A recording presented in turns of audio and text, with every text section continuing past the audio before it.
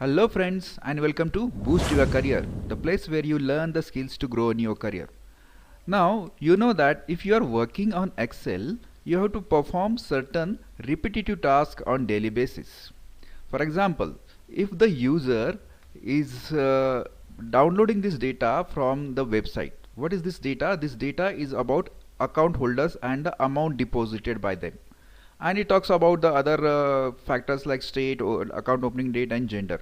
Now this is the raw data which he gets, and he has to perform certain formatting task on this, and he want this data to look like this data, this type of a data.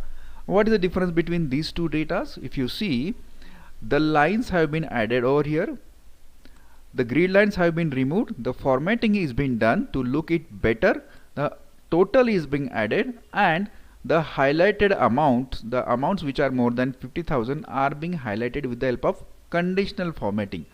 All this he has to do manually on this particular data each day, and then he has to represent this data to his manager. Now how much time does it take? What do you think? It may take 10 to 15 minutes for him to perform this task, and he has to perform this task, suppose 3 to 4 times in a day, and daily basis he is performing this task.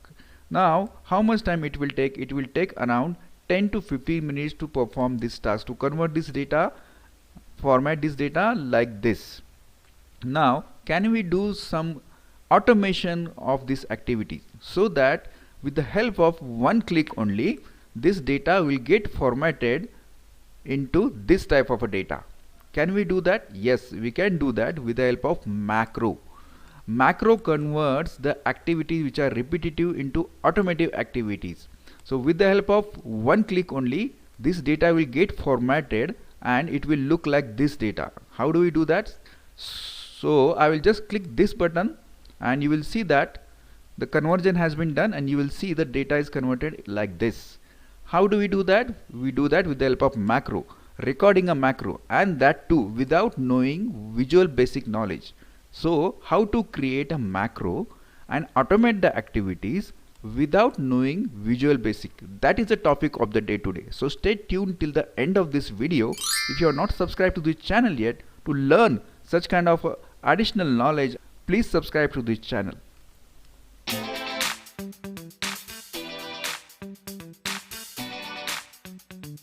Hello friends. So before we go ahead and learn how to create a macro, first of all, what is macro? Macro performs or records the repetitive task that we perform on a particular sheet and records it, and once we stop recording, we can rerun that macro to perform and ask Excel to perform the same activities which were being recorded. That is the use of a macro. So with the help of macro, what we can do, we can record the repetitive task, and then with that help of macro we can perform those tasks later. So before we go ahead and record the macro, where does the macro recording is available in Excel? Now if you see that there is no macro as such in any of this tab in the ribbon. So to add the macro, we need to have a developer tab over here in the ribbon. So to add the developer tab, go to file and then go to options, and you will see here customize ribbon, file, options and customize ribbon. Under customize ribbon on this side you will see the developer tab. Click on the developer tab and this developer tab will be available in the ribbon itself. Now if you see, the developer tab is there now. Now we are going to record the macro first, and then we will run the macro. Now what we need to do, we need to perform the repetitive activities of formatting this data like this. Now make sure that every day you are receiving this data in this particular format only. If the format is changing and we perform and we run the macro which we recorded on this particular format, it won't work on a new format.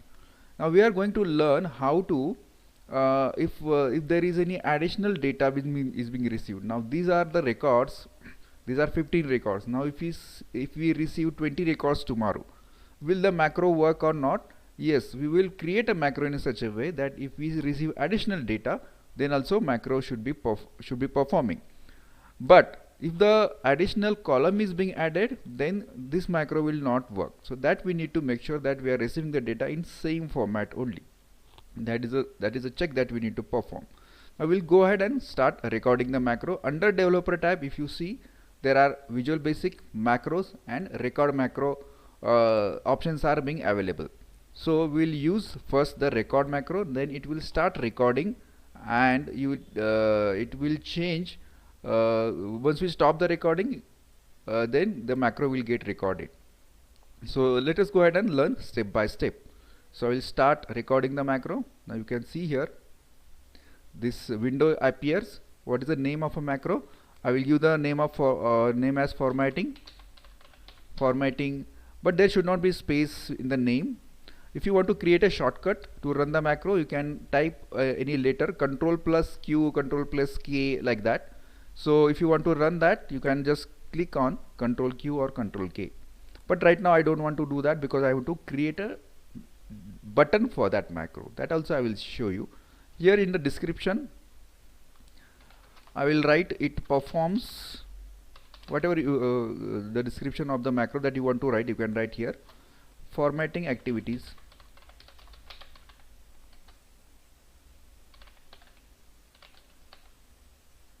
and then say OK. Now you see, if you see here, now the this button has changed to stop recording. Now it has started the recording. Now first of all, what I need to do, I will go to control home. Control home will take me this particular cell. What I need to do, I need to separate this first name and last name into two separate columns. So I will go here into B1 and select the column control space and then control plus.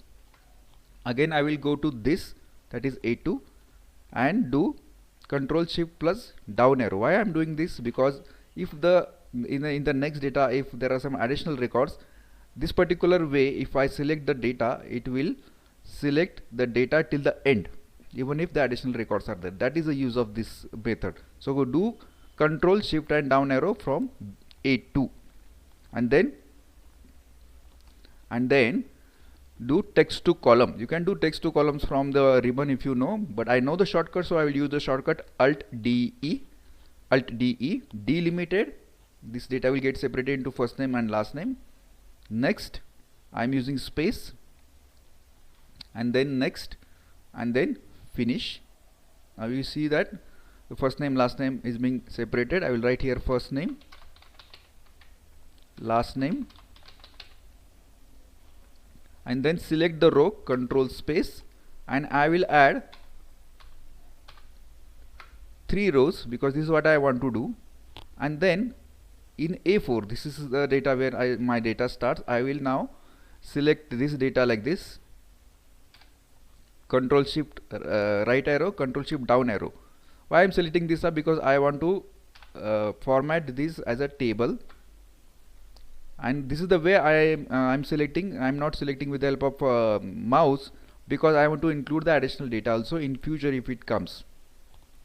I'll go to home, then I will do the all borders. It will look like this. Then again I will go here, control shift right arrow, make it bold, change the fill color. Here, from here to here, I will merge the cells, merge and center. I will write the header customer data, and then make it bold, and then I will come here again and amount deposited, one arrow down, and select the data like this, control shift down arrow. This is the way I am selecting the data, because if any additional data comes, it can get selected. Then I will do the conditional formatting. So under home, if you see that conditional formatting is there, highlight cell rules greater than. So this is the rule that I want to add. If you want to add some other rules also, they can do that. Highlight the cells greater than 50,000. With the green color I am selecting, you can select whatever you want, and then these are the amounts which are greater than 50,000 are being highlighted. Now I will go again here, then tab, go to amount deposited and do control down. Why control down? Because again I want to select the additional data if it comes in future, and then one down arrow. So I will go at the end of the data in amount deposited. Why I went over here? Because I want to add the summation of the all the amount deposited in this particular cell. For that I can put this is equal to sum formula, but the shortcut is alt plus sign, alt plus and then enter.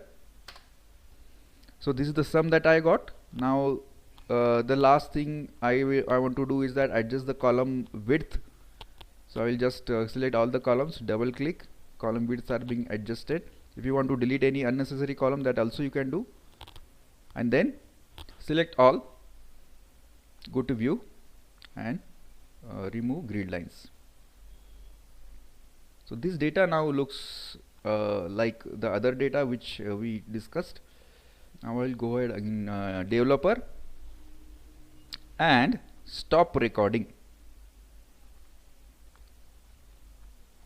Now the recording has been stopped for this macro.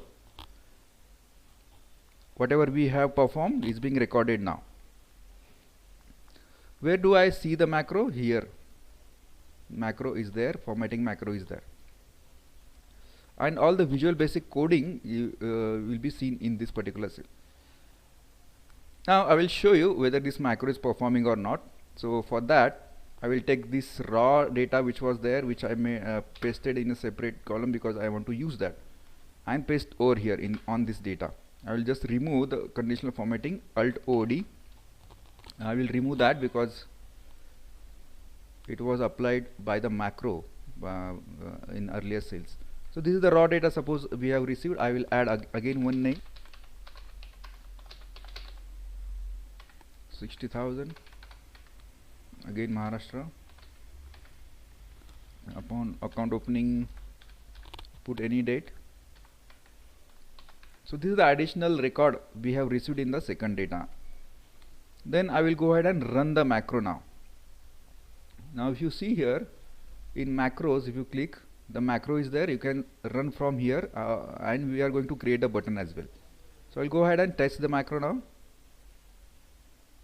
Now you can see here the additional data which I put over here is also being added in the data. Formatting is being done because the way I created or recorded the data, I never recorded the data with the help of mouse. I used instead of Control Shift right button and down button.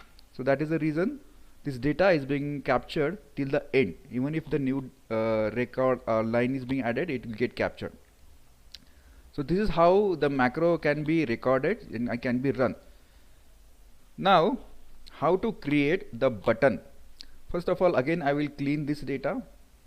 Again I will take the raw data, paste it over this, remove the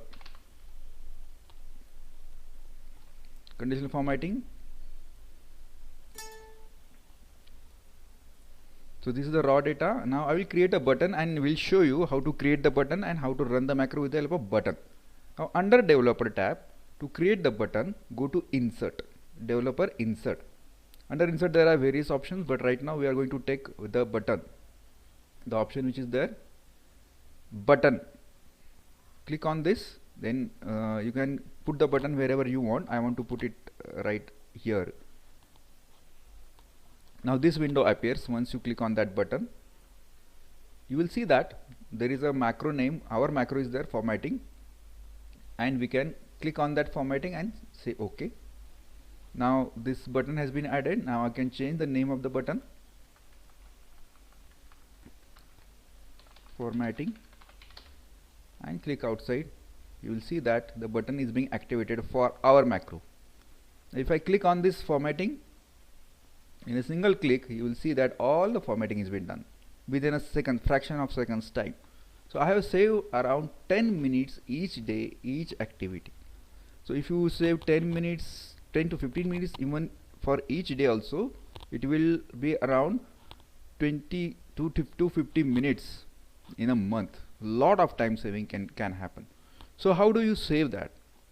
You can go ahead and save this as a separate file, save as wherever the location that you want to, and save this as a macro enabled file, so that the macros are being enabled. And next time open this file. If you get the raw data, open this file, paste the data in this particular cell, perform the formatting, and then copy this data and use the data wherever you want. So this is the way the macro has to be created and the button has to be created. I hope you like this video. If you want to see such informative video again, please subscribe to the channel. Thank you very much.